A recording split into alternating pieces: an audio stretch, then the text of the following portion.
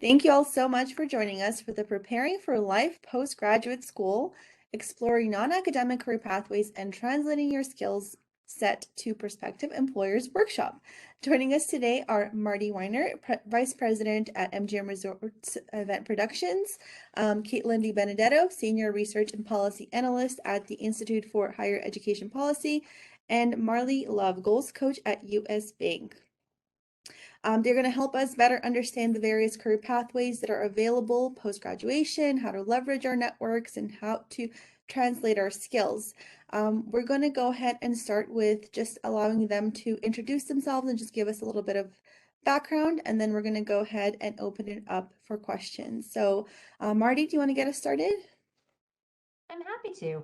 Hi, everybody. Thanks for letting me join you today. Ladies, it's a pleasure to be sitting on a panel with you today. I'm Marty Weiner. I am the Vice President of Event Productions for MGM Resorts.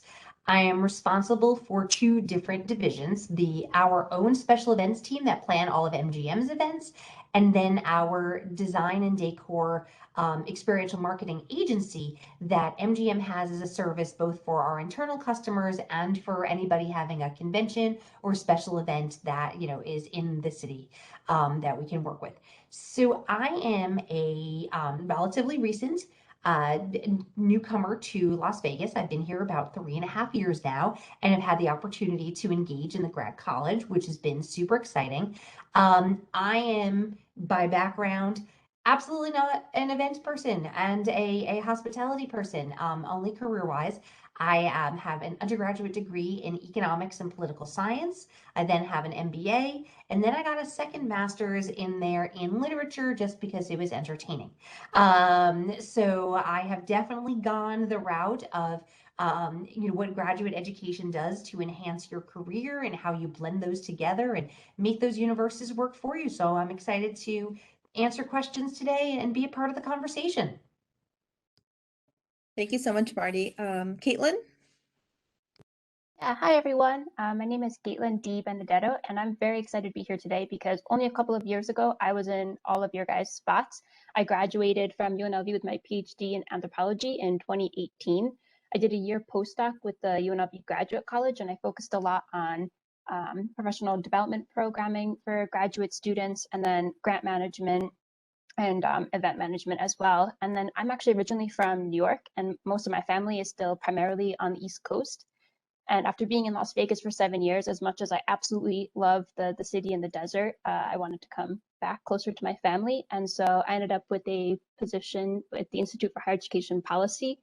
And I've been doing some research on access and post-secondary outcomes. The organization I have is a nonprofit, nonpartisan organization. So we can definitely talk about what it's like to work for a nonprofit, especially a policy-based one in DC. And besides doing research, I also do a ton of stakeholder management. So we can, it was a whole new world working with funders. So happy to kind of talk more about that in the Q&A. And then also getting into contract management as well, and some grant management and writing too. So happy to be here and talk with you all today. Thank you, Caitlin. And Marley?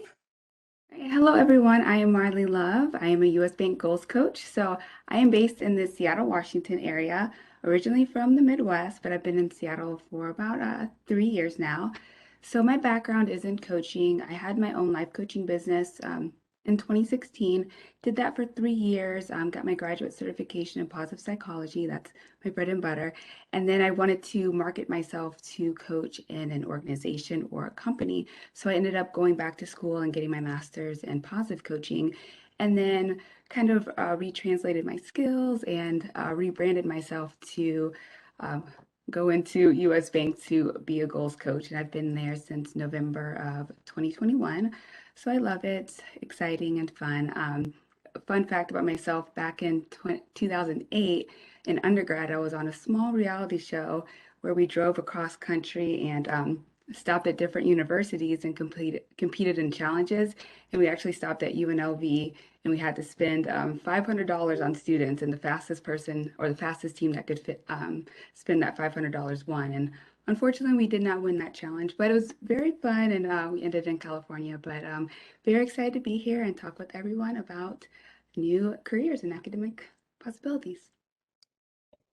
Thank you all so much. We have a really great group of panelists here today with very diverse backgrounds and perspectives. So I really encourage our audience to think about what questions that you might have for them that you want them to answer for you as you're embarking on your own postgraduate school journeys.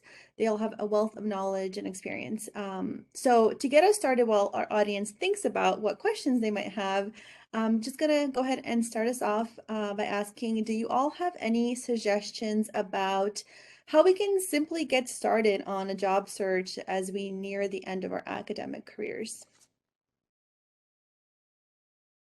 So I have a couple of suggestions, so I'm happy to get started.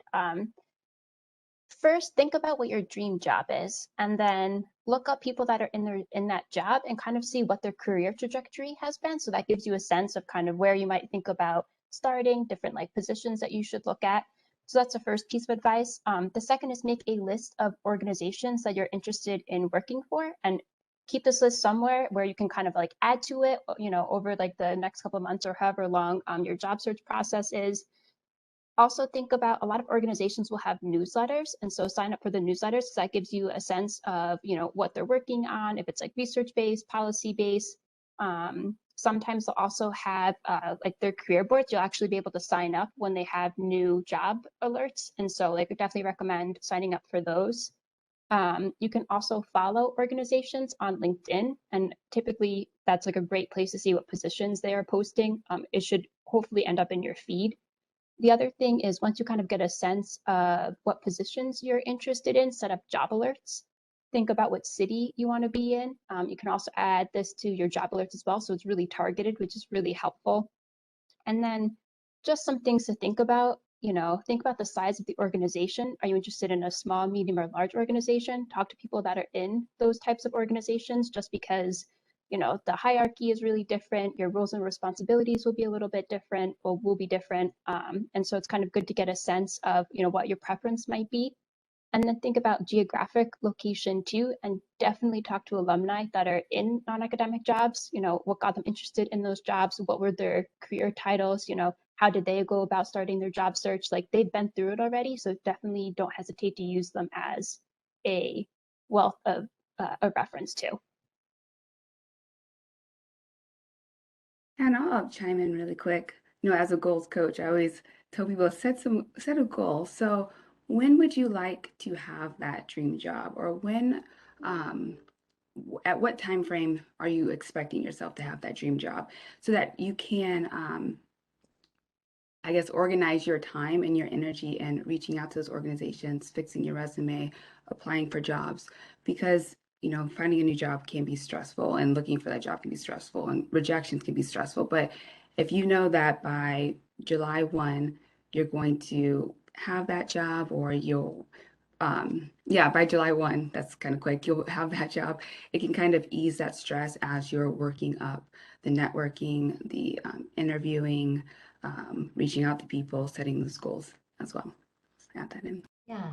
And the only thing I'd add, because I think those are fabulous answers, is when you meet new people, the job searching outside of academia is remarkably overwhelming because the job titles are endless. There are a million directions you can go in. There are a million things you could do. So I think both Caitlin and Marley gave great advice on sort of how to start to navigate that. But it does feel overwhelming a lot of times. And I think the thing that helps sort of cement some of those qualities or job characteristics in your head is when you meet people, ask questions. Do not be afraid to engage. Ask open-ended questions. What do you do during the day? What does that title mean? Who do you work with most? What's the most exciting thing about what you do? Because, it's hard to tell you what's going to spark joy in your world if you don't entirely know what the opportunities are. So I think that the more you actually engage with folks in non-academic positions, that don't have that. And Caitlin used a great word, right? She talked about hierarchy in terms of, corporate environments. Nowhere is that more true than in higher ed. So I think that when you get outside of that and you're talking about what do these things mean, the more you can sort of assess about what that means, you can actually start to do those. But I think my only additional thought is don't be shy about it. People actually love to tell you about what they do. They're interested in sharing their journey with you, right? And if you can glean something from that, it's a valuable conversation. Thank you all so much. Those are some great tips. And that kind of makes me think about this next question, which is, if you're trying to really learn about what others are doing or just to get a sense of what their day-to-day is like you mentioned, Marty, is it appropriate to, let's say, reach out to someone in maybe a field that you're interested in on LinkedIn and ask them for maybe like an informational interview or anything like that? Kind of what's the appropriate etiquette in terms of doing that if maybe you don't have somebody in your direct circle that is in what you are aspiring to go into? So I think that the short answer is yes, it is appropriate to do so. There is a protocol for it, right? The first thing you want to do is make sure that you're providing a clear introduction of yourself. Who are you? What is your specific ask? That you're going to be very respectful of their time, etc. And they may not get back to you immediately, but when somebody does get back to you, be responsive, right? If you're making the ask of them, the worst thing you can do is actually keep them waiting if you're the one making the ask. So being really clear about if I can have 15 minutes of your time at your convenience, confirm it for them, give them the Zoom link, set up the details, right? Anything you can do to provide that level of service in you're in the learning mode. And also, all of those conversations should end with, is there anything I can do for you? Right? You have to make the offer also. The most important thing about networking on any level is it's mutual gain and mutual benefit, right? See how you can be of use to the people who are helping you on your journey. The other thing I will say is it is a little bit easier when you have a soft intro.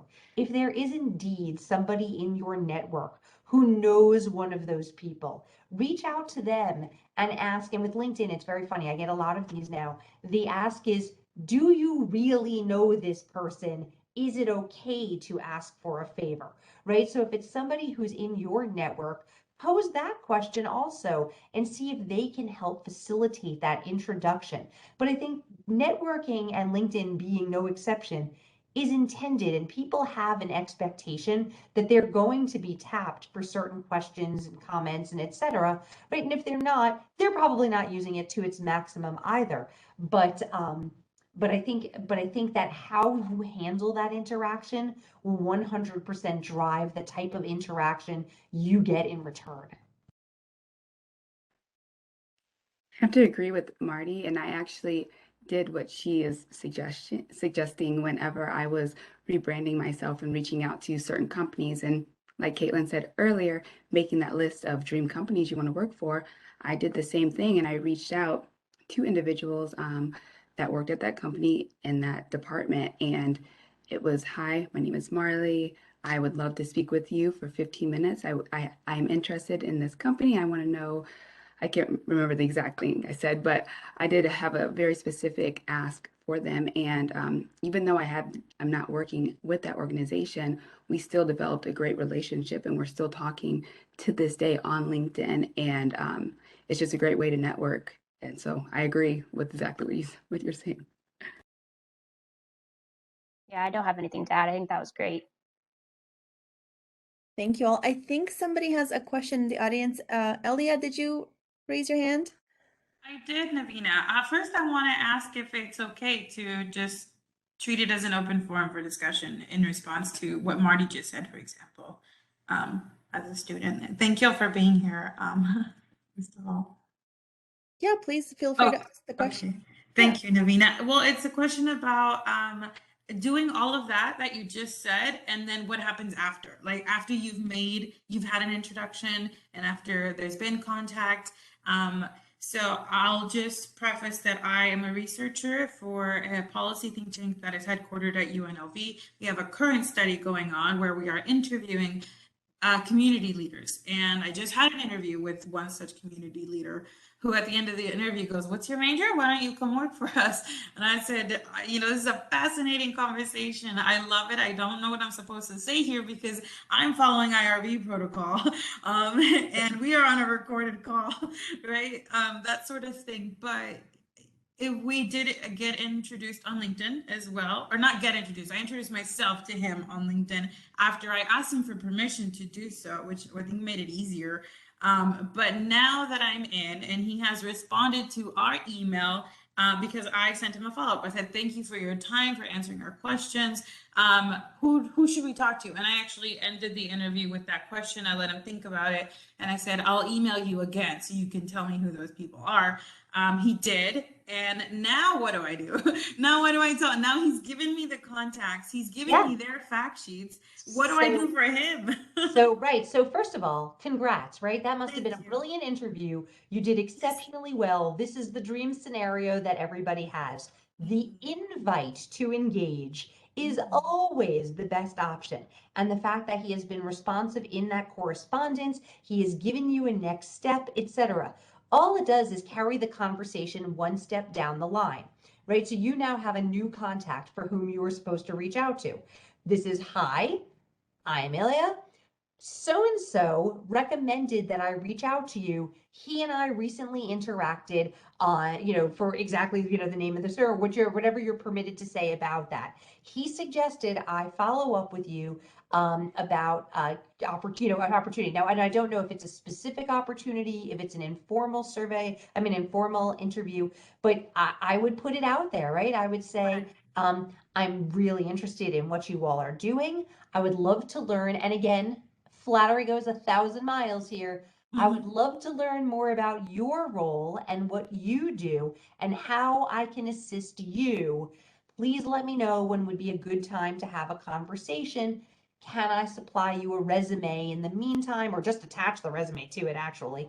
And then there you go, right? That gets you, it's the same logic. You're never going to go wrong by asking somebody questions about themselves, offering assistance, and asking for very clear next steps at every point of that interaction. If you can do those 3 things at each step, you are perceived as somebody who is responsive and responsible, and then they feel good about engaging you further in conversations with others.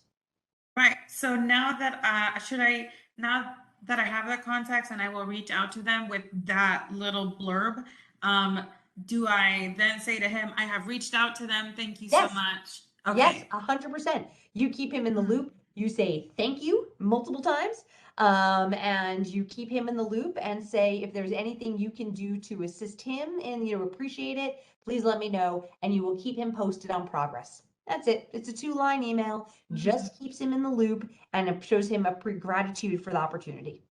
I like it. Thank you so much for that response. Thank you for the great question.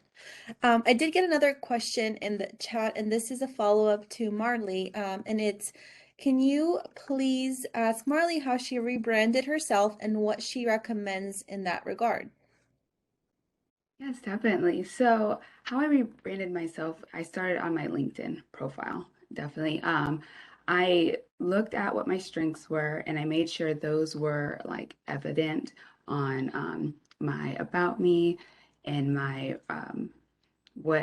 my skill set and my task for each position, and also in my little headline as well.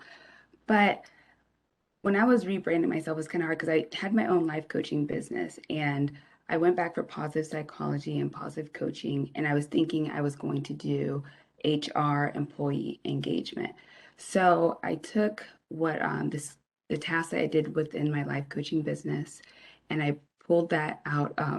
I Sorry, it's like it wasn't a lot, but I'm like trying to remember because it's been a little bit of time. But I basically took the tasks that I did with my life coaching business and mirrored them with tasks for a HR coordinator position or employee engagement position. So I said, okay, I've done this for this client. or these clients, and how does that correspond with what they're looking for in an employee. And I made sure I put that on my LinkedIn profile, so that when someone was searching, a recruiter was searching for someone that has this, and this skill, my profile would pop up as well. Then I also rebranded myself by posting like my statuses on LinkedIn that represented the type of job that I wanted to have, or resharing articles that made sense to the type of position that I would want to have as well. So long story short, I just looked at what I had, my skills I had now, and how I could, the transferable skills that were available, and how I could position those for the career that I wanted to have. Hopefully that makes sense. But the main thing was just rebranding the LinkedIn. I think that's just the number one thing, making sure your LinkedIn profile fits the type of role that you want to have in the roles that you're applying for, so that when an employer at that organization comes to your LinkedIn profile, they can say, oh yeah, they do this, they've done this, this makes sense. So that's basically what I did, short form. Thank you so much. So our next question takes a little bit of a deeper dive into what we were just talking about between Marty and Elia about the kind of relationship etiquette. The next question is, how do I maintain networking relationships? And is there just networking relationship etiquette in general?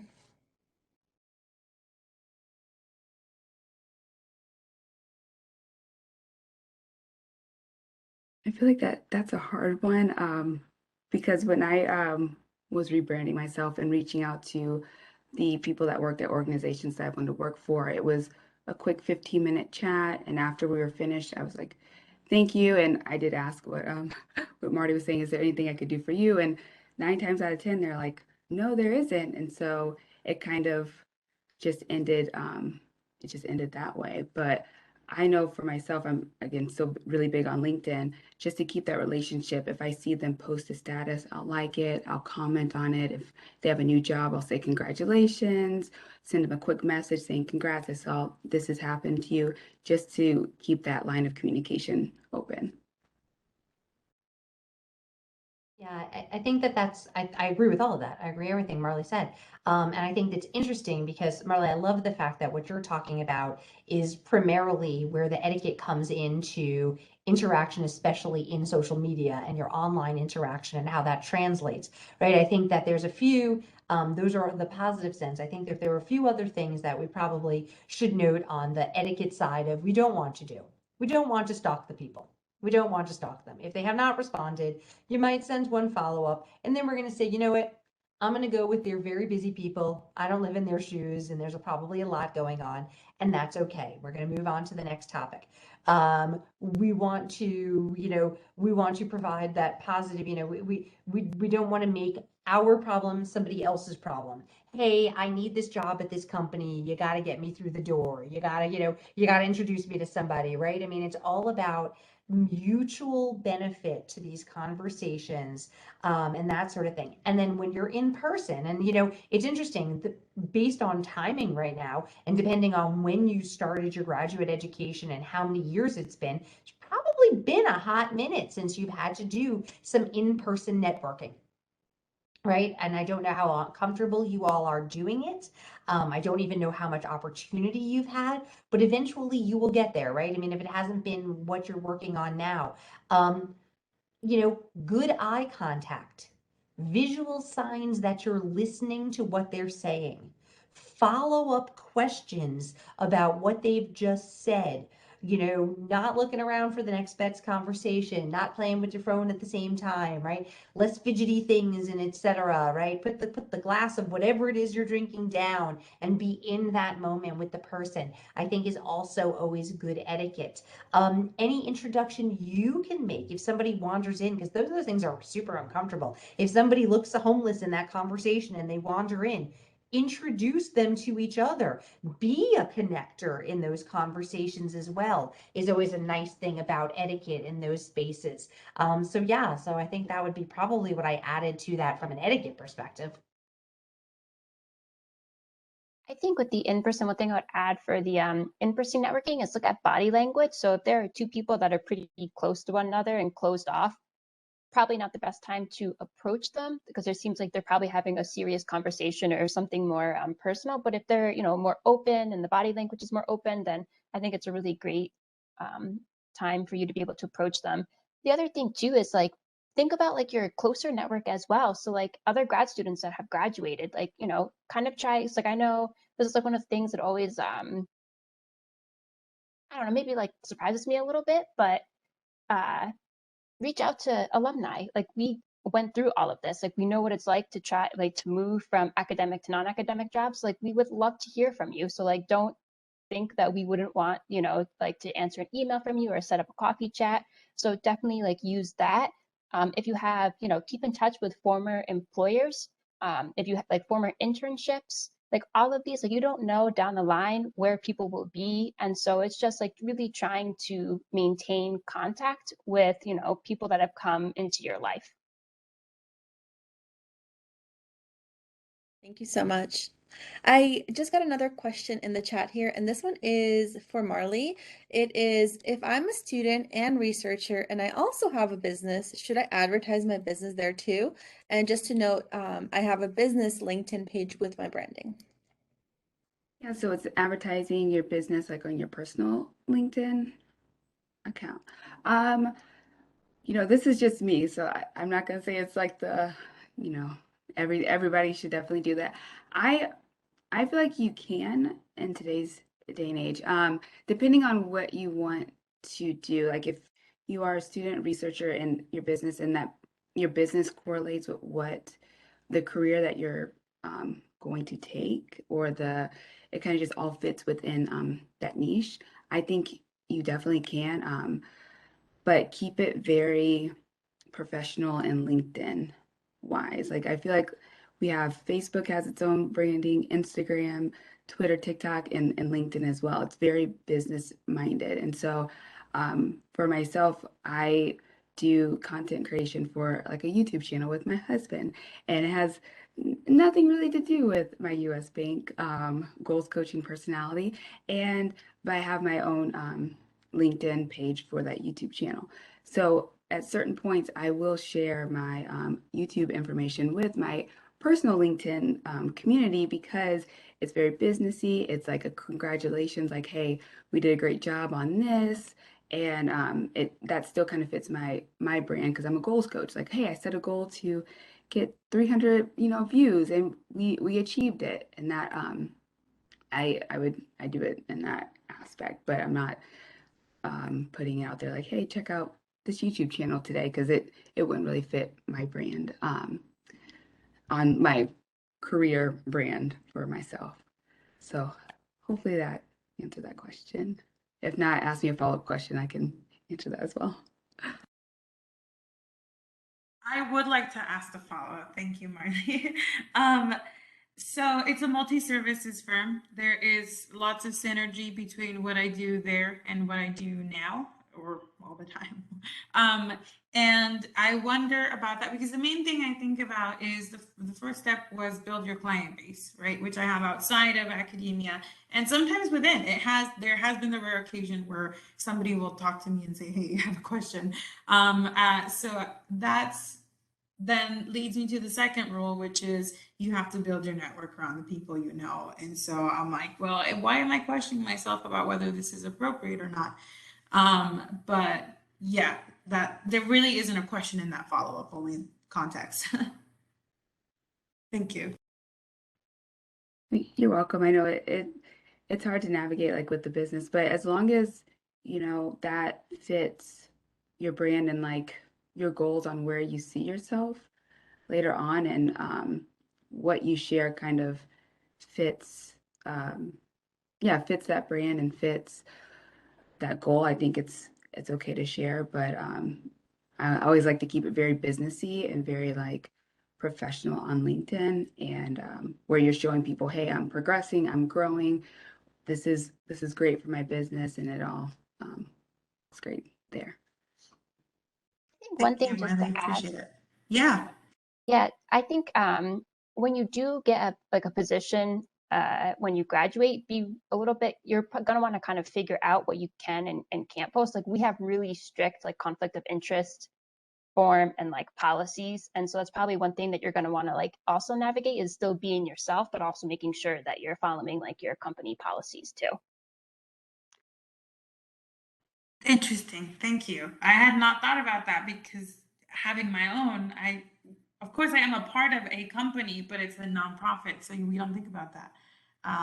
But because Oh, the we nonprofit, at least with IHAP in the nonprofit world, we have like that was like a whole new like ball game for me. Like even being on like a board for like another nonprofit, like you have to put all of that down. So yeah, it's just something to be aware of as you transition. If you decide to also still have your own business and work for another organization too, just for awareness. I appreciate it. Yeah, as a grad student, that's what I was worried about because I can't work, but I can have a business. Anyway, I appreciate it. Thanks. Thank you all. So we started to kind of mention a little bit about transferable skills, but for those of us that might not have a clear definition of transferable skills, can you please speak on what exactly these are and how important are they?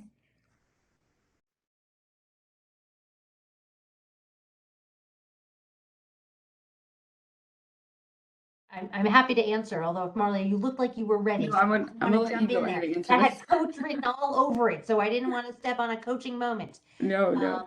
So essentially what a transferable skill is basically anything that you've learned that you can apply elsewhere in the most global sense of that, right? So I talk to, I counsel a lot of college students on if they want to go into events per se. And I say, okay, well, have you ever had a job? The answer is often yes. Have you ever waited tables, worked at a register, greeted a guest, etc.? Yes. Well, then congratulations, you have customer service skills.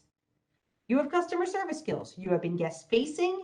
You have met them. You have been faced with adversity. You have had to answer questions. You have been a first line of defense. That is a transferable skill, right? Same is true for broad-based and true for those of you for your educational, broad-based critical reading, writing, and thinking skills, right? If somebody is looking for something that has come out of what you're doing and you have strong, you are inquisitive by nature, you are curious in the things you do, it has manifested itself in in-depth research. Well, that makes you both curious and liking to learn new things. You are detail oriented in your approach to that. You're knowledgeable on how to research and approach an unfamiliar topic.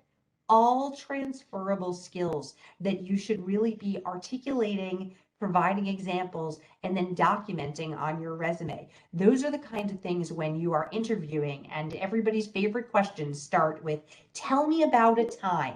And that might be threatening a little bit because if you're in a job market and you're competing against folks who are have had other professional experiences and yours has largely been academic, I guarantee every one of you has fabulous stories about that. Tell me about a time that you have faced, some adversity and what did you do to overcome it?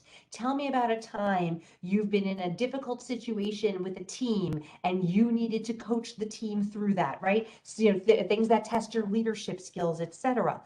All your transferable skills and are applicable in how you present those stories.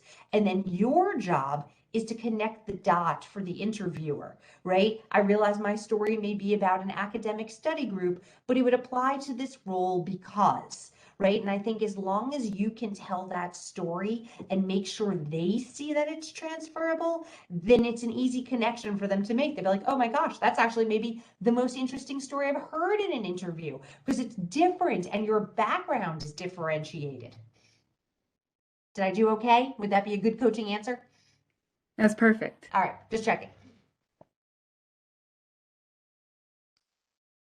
Thank you so much. That was great. So, to follow up on that, what are some ways that students can start working on improving their transferable skills while they're students before they start entering the job market? So I think if you can get an internship in the industry or with an organization that you're interested in working for, that's really great because that allows you to take these like academic skills that you are honing or the skills in like your for your degree that you're honing and also really start to be able to apply them in a non-academic setting. So when you actually go to be able to interview for a position, you can say, you have like examples from two different worlds, which is like really compelling a lot of times. Volunteer in the community. Like you might not, if you're on a board, you're dealing with relationship management, fundraising, like all of these sorts of things that help you build up your skill set.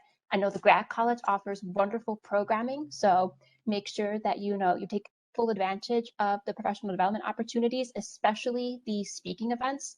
I think one of the most challenging parts of maybe navigating from the academy to non-academic jobs is being able to talk to an audience that is much broader than other academics, and that is absolutely a skill that you want to be able to hone while you're in grad school. And if you have a chance and you're interested in the policy space and you are in a pretty research focused program, I would recommend trying to take a policy class.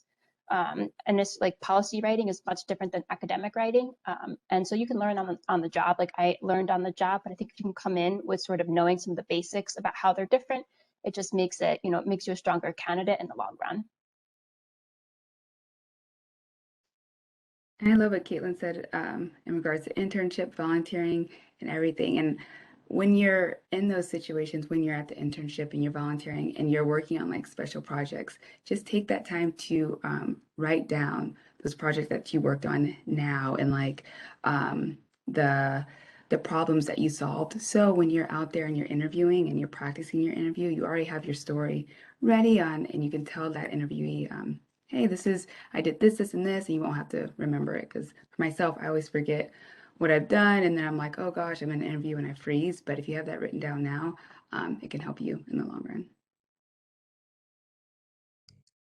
One other thing I would add is considering a graduate assistantship outside of your department. So like that was really helpful for me.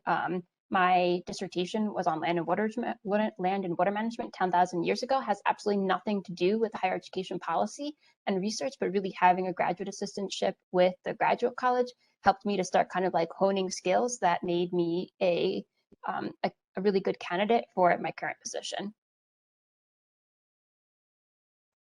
Thank you.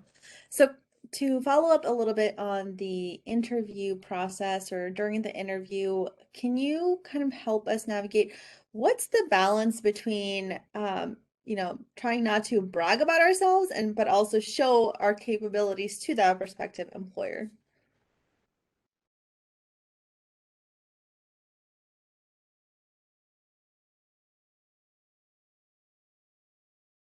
I think it's a difficult balance. I think that it's hard to know the right answer, and it's your role a little bit to gauge your audience, right? Let's see what they're open to and how they feel about it. On the other hand, this is your opportunity, right? You can't miss your opportunity to tell your story. And I think that there are word choices, and I think that there are ways that you talk about being a member of a team or being a leader of people, and how you talk about those things that let people know you are strong and have achievements, but also you get that this isn't a universe of, where you're the single contributor to a lot of things, where you know how to work and play well with others, right? That's going to be the stuff they're listening for. You always want to hire a rock star. Everybody wants to hire a rock star. You also need a rock star who is not going to be the most high maintenance person who ever entered your building, right? None of these roles are single contributor sports. Even if you're not managing people, even if it feels like you're doing something that feels very, individual in how you approach it. I am an analyst. I do research on this, right? The things that are individually based still have a culture. That's another thing that you could talk about, is how you want to contribute to an overall company culture. You want to be a good contributor in not just your role, but in department goals, division goals, company goals, right? I think that there are ways you balance the stories about your own accomplishments, because never cheat yourself of that in that story. You will be sorry in the long run that you didn't get to say it. It's also okay to say, I don't know that yet. but I've done things that have helped me learn. I am going to continue to learn, but demonstrating some humility about your interest in growing further is not a bad thing, as long as it does not overshadow the things that you know you've done, the competencies you have that you want to talk about. And I think some of this is reading the room, right? There's your IQ that's going to come through in all of these things and your accomplishments. And then there are your EQ moments that are equally as high. Does it feel like the person interviewing you is receptive to the examples you're giving? They're looking for more detail, and it's okay to talk further about yourself, right? I mean, there are nonverbal cues that you give, and there are nonverbal cues that they give that help you decide, okay, I've talked enough about me in this conversation. We're good now. I should ask a question about them and their culture and so on and so forth. So I think you have to read the room a little bit, but I think you have to balance your conversation appropriately. This is sort of related, but you have to practice. So I really recommend looking up there's great websites for kind of what are standard interview questions. And so obviously each interview is going to be a little bit different, but really think through how you want to address some of these standard interview questions. What are the skills that you want to come across? What are the stories that you want to tell? And then for each of the interviews that you have for the company, think about how you want to tailor your skills and your stories to that organization, because that just really makes a powerful interview, and not everyone does that. And so that will automatically give you a step up for all the other candidates that they're interviewing too. Yeah, and I want to piggyback off of that really fast too. I would do this as well. I used to do this too. Look at the job description and each task that they would recommend for this person to do this job. I would go in and say, okay, when have I done this? And just type that note in just so I could remind myself when I'm practicing for the interview, okay, hey, they need someone that is good at Microsoft Office. When have I worked on a project with Microsoft Office or something? This is an example. And it just helped prep me. And I knew that I would have the answers to their questions. I knew I can give them examples.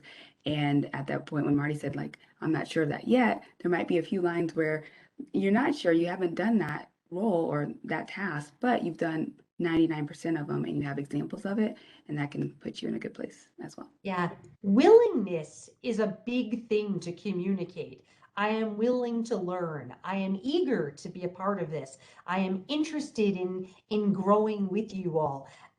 Speaks volumes to any gaps that might exist and that you feel awkward about. Don't feel awkward about it. Nobody comes to the table with all the requirements. Nobody has already done that job. And if they did, why are they applying for it again? Right? This is not, when you weigh yourself against the candidates, we're often very hard on ourselves and our ability, especially women, to be like, well, I haven't done all of these things. That is okay. That's great. That makes it an interesting opportunity for everybody. And it's okay to say, I'm excited about the things I haven't done yet and eager to learn from others, right? I think that's okay because that demonstrates humility and willingness to learn balanced with those accomplishments. One thing to add is if you're unsure what they're asking you, don't be afraid to ask for clarification. And that can seem a little awkward, but it's totally fine. And it also ensures that you are addressing what they are really trying to get at in the interview. Thank you all. Do you have any recommendations, either based on when you've applied or if you ever posted jobs, about places where you can look for non-academic jobs, websites or journals or anything like that?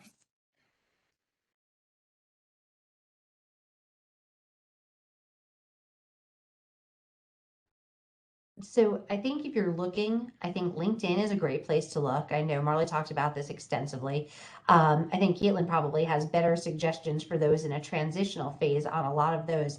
But I would actually mostly ask people you know. I actually think your best job posting is the one that never gets posted, right? The working through your network to find those opportunities and weeding yourself out through somebody who can vouch for your character and experience and etc.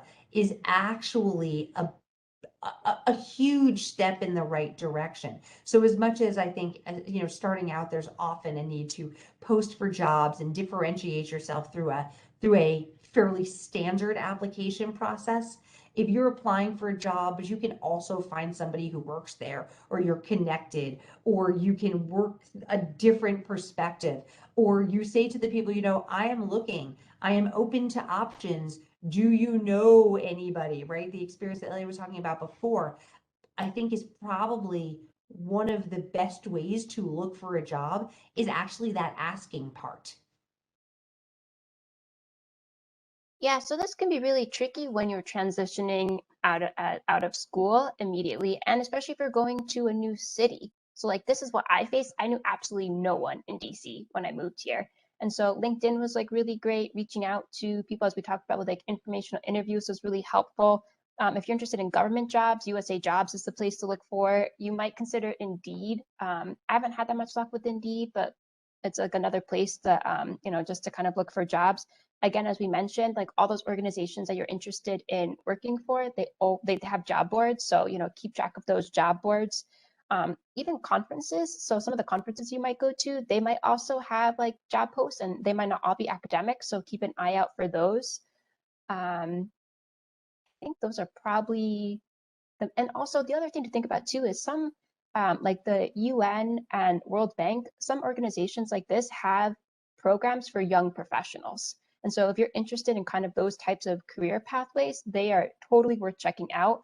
You usually have to apply a couple of times just because the like the process is really challenging. So think about doing that, you know, as you're finishing up your either your thesis or your dissertation, because that gives you a chance to kind of go through the process a little bit.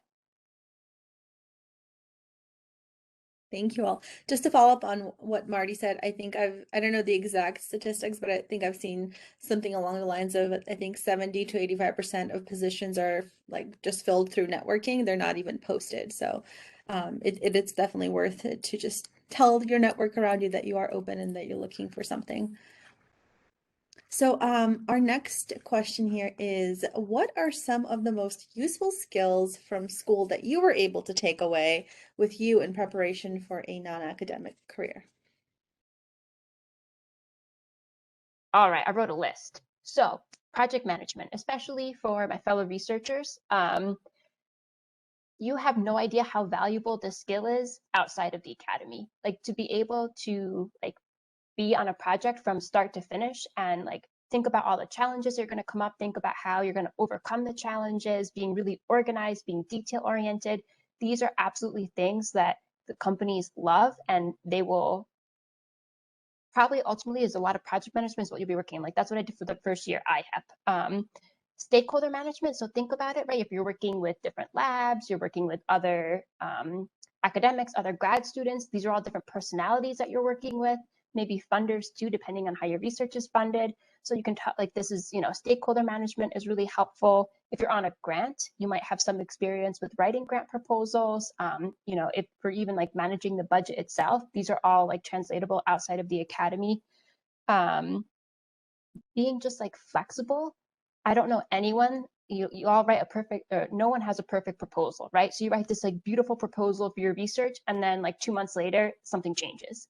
That is what happens in real life. And so being able to, you know, adapt on the spot, also making sure that you're hitting your timelines on time. Like these are all things that you do in a long-term research project that companies absolutely, these are the skills that companies want.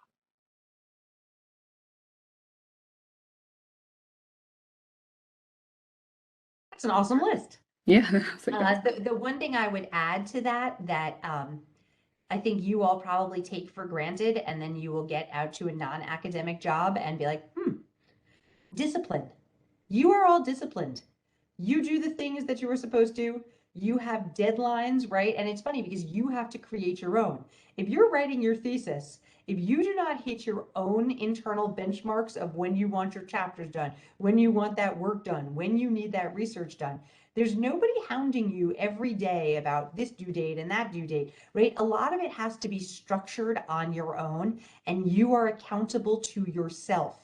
You will find in a non-academic location, That is a worthy skill set to talk about yourself having, right? Name something you had to overcome as an obstacle. I had to create every deadline and hit it to make sure I was prepared to defend a thesis because I met with my advisor once a month and there were no checkpoints in between other than those I created for myself. I could be distracted by 22 hours of Netflix because nothing was going to stop me from doing it, but I didn't, right? Those are things that I think that would be the extra one I put on that list. I'm going to double down on that project management thing though. You can't get enough of that. And the other thing I will say is critical reasoning, right? The actual logic that you all apply in your academic endeavors is one of the hardest missing skills in here. Well, you didn't tell me that. Well, we said it here and we said something here, and the space in between was something that you get extra points for connecting the dots in. So I think that's another one that coming out of academia, you all have a lot of leg up on other candidates about.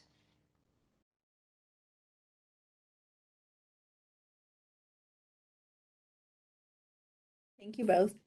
So, with only a few more minutes left here, I did just want to open it up for a panel. If you have any last remarks or pieces of advice for our audience as they start to embark on their own career journeys.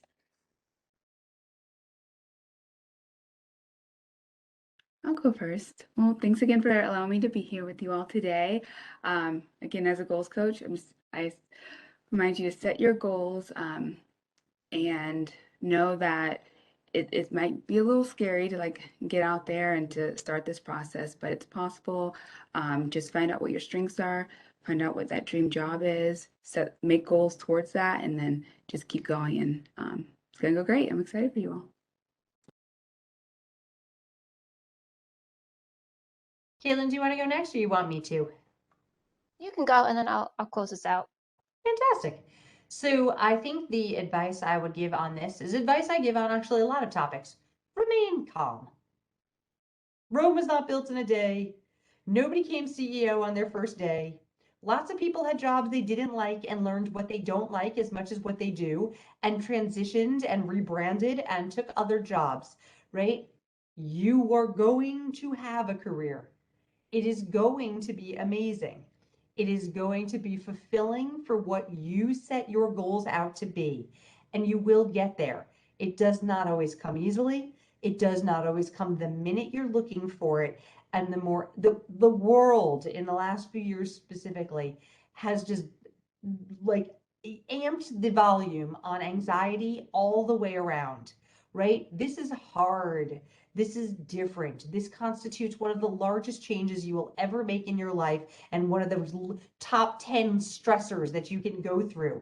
Remaining calm and keeping your eye on the prize and knowing that you'll have an interview and then you won't hear back and then you'll have one step forward and two steps back is beyond frustrating. It is. It's just frustrating. But if you're calm and you remain focused and you keep your eye on what you want, you will 100% get there. You have already achieved amazing things because of what you do currently. This is going to be the next step in an amazing adventure for you. Yeah, so definitely +1 to what both Marley and Marty said. I think just to add, just maybe like one practical piece of advice is sometimes it takes longer than you think it might, especially transitioning like right out of finishing your degree. And so, try and think about ways that you can still have an income, whether that's like tutoring, teaching classes, online, like all sorts of things. That helps at least. Like applying for jobs is very stressful. It's almost a full-time job sometimes. And so that kind of at least helps alleviate, like financial stress if at all possible. The other thing is just like hang in there. It can be really discouraging. Sometimes it's like a black hole where you're applying and you hear nothing, or you had at least a screening interview and then you never hear back. Like everyone goes through it. And so just kind of like be able to sit with that and be able to like feel a little bit discouraged, but then get right back up and keep applying and keep at it because as both Marley and Marty have said, like you're going to have an amazing career, and what you think might be your dream job right now starting out possibly might change. And so be open to opportunities, and you'll have a path that you probably aren't even envisioning at this point. Thank you all so much. This was extremely informative, and you provided us with so many really great practical skills that we can apply right now. We really appreciate your time, and I appreciate everyone that joined us today as our audience.